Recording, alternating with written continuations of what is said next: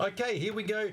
We are doing West End blues, and in this video we're going to do a little bit of context, which is really important. So make sure you watch this video, because right at the end we're going to do a little bit of music theory that's really important for you to understand if you want to analyze West End blues. But first off, the song West End Blues is performed by King Oliver in 1928 and his band, and then re-performed or copied really by Louis Armstrong again in 1928, and he made it more famous. He did a little bit better than King Oliver. So that's what we're doing now. In 1900s, for context, we're going to start with looking at jazz, and jazz was birthed in New Orleans. So this panorama across the top here is a picture of New Orleans from 1919. It looks really industrial and heavy and dark, but the city was a kind of wild city. So I got this other picture for you, like a really nice sort of city, a bit wild. It had things like the Mardi Gras. It has a really famous red light district called Storyville. And it also has a bit of a darker side as well, where you get a bit of child labour happening around this era. You've got slavery, those kind of things happening. So that's kind of New Orleans, a huge melting pot around 1900 of all these different cultures. You've got French, you've got English, you've got American, you've got African slaves. You've got a bit of everything. They all come together in New Orleans because it's a port city, and and jazz is born sort of out of New Orleans. So let's just talk about the music. Where am I? Over here. So the musical influences, what we've got up here, we've got the marching band tradition, which is fairly self-explanatory with those instruments, but they're floating around. Then you've got this ragtime at around 1900. So this sort of like, what have we got?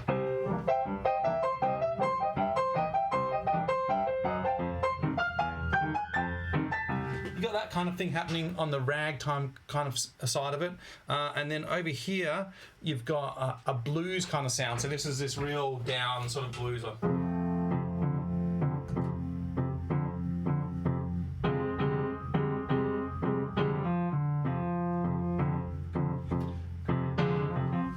You know, that kind of. Yeah, you know, like it's all about field hollers and slavery and oppression. Not a lot of good things going on there other than the music that comes out of that. So you've got those influences coming in and really creating this here. So this would be Dixieland jazz, and this is a picture of King Oliver and his band. And there's sort of some classic things going on here. So the Dixieland jazz all have the same instruments, or pretty much. You've got a rudimentary or early drum kit with a huge bass drum, sort of a marching band bass drum, some basic parts of the drum kit there. You'll notice, for example, there's no hi-hat. That doesn't exist yet, so that doesn't exist. You've got a clarinet, you've got a trumpet or cornet playing the melody, which is King Oliver. There's King Oliver. He wrote the song West End Blues. Then you've got a little confusing, you've got a trombone, which you always have, but then one of these guys, this guy or this guy, would usually play a bass line on a tuba or a sousaphone, something like that.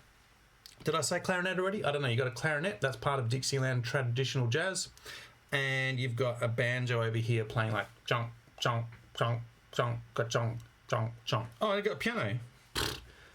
Right. So hopefully that's 7 instruments that you usually have in a Dixieland jazz band. You'll notice that this person here is also in Louis Armstrong's band. That's a Lil Hardin, who actually Louis Armstrong and Lil get married at one point. For a while they sort of, I mean, I don't actually know that much about the family life, but they seem to be married for a while, not married, and then they sort of, I don't know, something happens after that. Oh, I think I said at the start, but the reason this matters is because Louis Armstrong really sort of takes King Oliver's version of it. So if you haven't listened to King Oliver's version of West End Blues, you should listen to that. You'll notice the main difference is that it's just not played as well as Louis Armstrong's. Everything's not as clean, but also has a tuba bass line going on. But it's amazingly similar, and I was actually surprised myself at how similar the two versions were. I think mainly because the things that I thought were made up by Louis Armstrong are really just copies of what King Oliver did or attempted to do, but are just a little bit cleaner. The piano player is different. In fact, this band, I'm not convinced that band is actually the one that plays on the original 1928 recording. I know for a fact that the piano player is Earl Hines. Sorry, my lunch just... so that's that. Let's talk a little bit about Louis Armstrong. Where am I? This video. Get rid of that. Here we go. So we're getting on to a bit more technical stuff here. So Louis Armstrong, his claim to fame is he invented swing, big claim, and he invented scat singing. So, I mean, it's probably not true to say he invented both of those, but we say that he invented both of those. It was obviously developed, probably different people, and he was the one that gets sort of, you know, he's the one that they say invented it. So we had swing and scat. Oh, there we go. And you can hear both of those on West End Blues. Let's do scat first. Scat is basically just making up some nonsense syllables and singing them, like a doobie-doo, stuff like that. So you hear a bit of that, him doing that. It's improvised usually, and the lyrics are also improvised. It's obviously quite different to what you would hear in the day. In the day, you've got opera singer and the beginning of musicals. You know, none of them are making up lyrics and singing them, you know, so it's quite different to that. You could say it's quite different to anything you would hear even recently. Like, we recently tried to do some scat singing at an assembly, and the Year 7s were confused. So, you know, it's an unusual sort of thing, scat singing. But Louis Armstrong invented it, did it really well, and then people copied him from then on.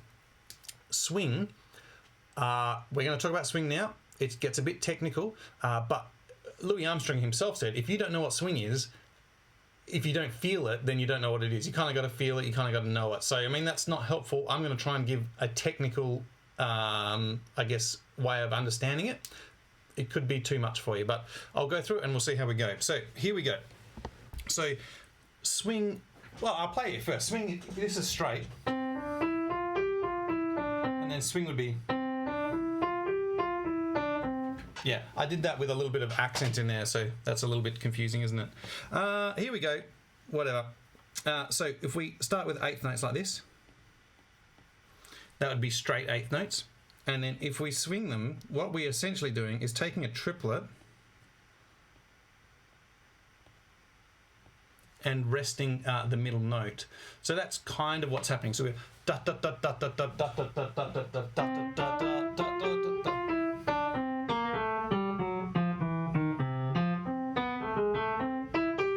So if you hear a triplet in there, you can get that feeling of swing. So if you start with triplets,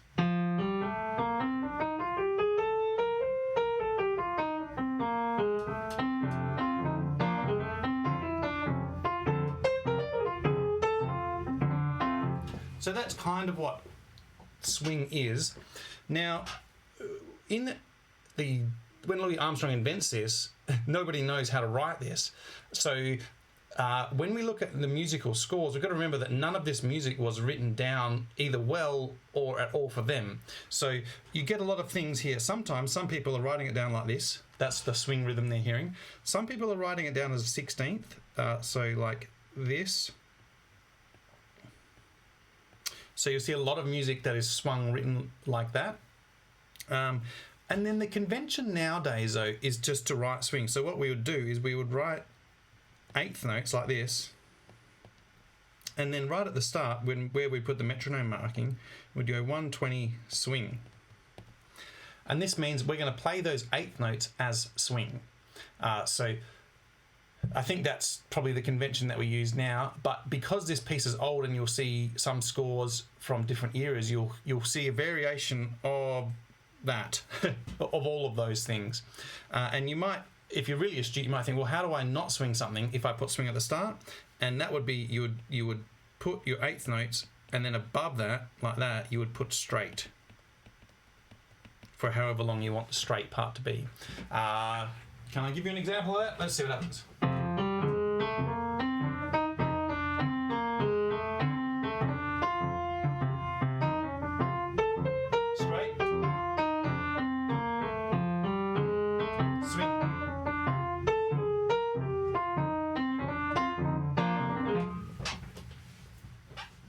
Was that a good example? I don't know.